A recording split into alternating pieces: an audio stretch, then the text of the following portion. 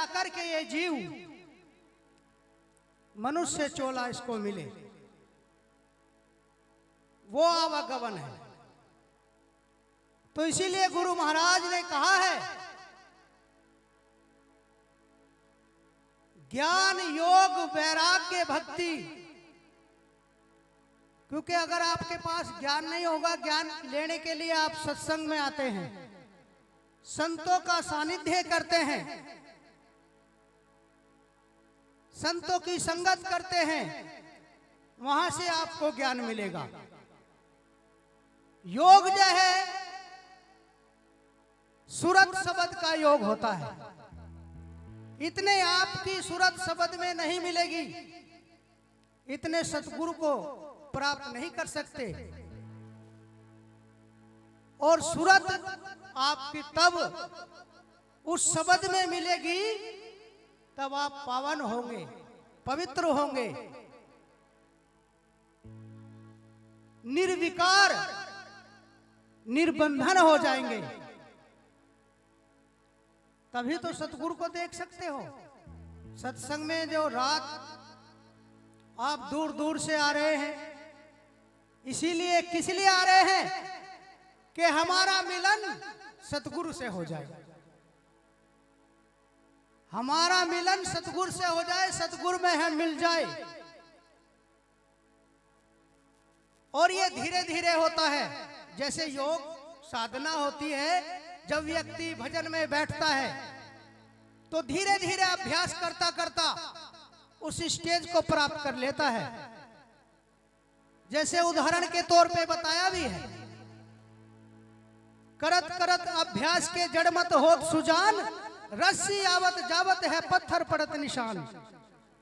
जैसे रस्सी जो है रोजाना जो है डोल खींचती है कुएं पर और वो अपनी जगह बना लेती है, इसी तरीके से सत्संगी जीव और ये गुरुमुखी जो जीव होता है वो धीरे धीरे अपनी जगह बना लेता है और उसे कोई नहीं हटा सकता और वो अपनी मंजिल को प्राप्त कर लेता है।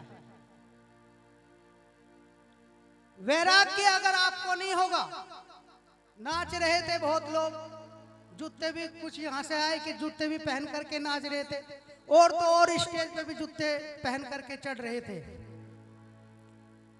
तो गुरु, ये गुरुमुखी जो होगा उसके लक्षण अलग दिख जाते हैं।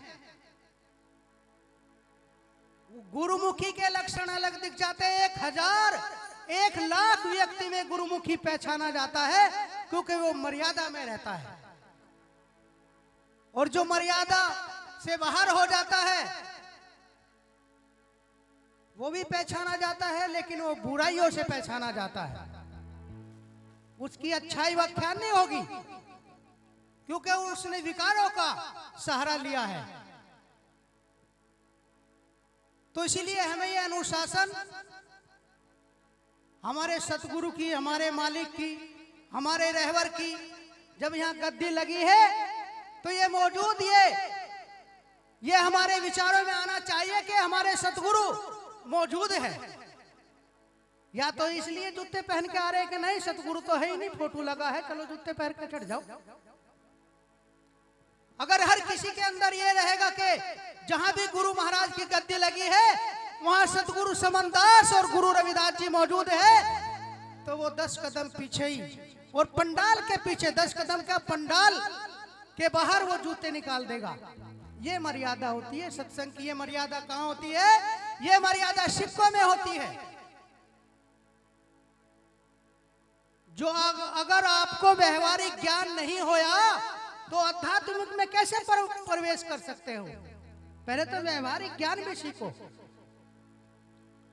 इधर जाते हो, कहीं और सत्संगों में जाते हो, कहीं और कीर्तनों में जाते हो, कहीं भी जाते हो, सीखने से आपको कुछ नहीं, ये नहीं होगा कि कोई ये कहता है कि वो ज्ञान सीख रहा है। कहीं से भी आप ज्ञान सीख सकते हो। और तभी तो भक्ति होगी जब वैराग्य आपको शुद्ध, चेतन, निर्विकार, निर्बंधन का वैराग जाग जाएगा, तब वो कर्म फल होता है भक्ति का। सत्संग का मतलब है वैराग्य का, सत्संग का मतलब है गंभीरता का। आप अपने अवगुणों को छोड़ने के लिए यहाँ आ रहे हैं, आप अपनी बुराइयों को छोड़ने के लिए यहाँ आ रहे हैं, आप अपनी वासना इच्छाओं को छोड़ने के लिए आ रहे हैं। लेकिन जब आपने ये कोई नहीं छोड़ी और जो कि तू भरी खड़ी है, तो फिर क्या होगा? ना तो सत्संग लगा। कितने भंडारों में पता नहीं कितना भोजन खाया होगा, कितने भंडारों में खा लिया होगा भोजन, लेकिन असर नहीं होया। इसीलिए असर तब होगा जब आपके पास रहनी होगी। अगर रहनी नहीं होगी तो चाहे 1000 भंडारे में तुम भोजन खा लो, वो शुद्ध भी भोजन भी जब भी होता है जब आपके अंदर गुरु का प्रवेश होता है, भजन होता है, सुमरन होता है। और जब सुमरन भजन नहीं है तो फिर तो वो जो है खाओ पूर्ति के लिए है, पेट के बस।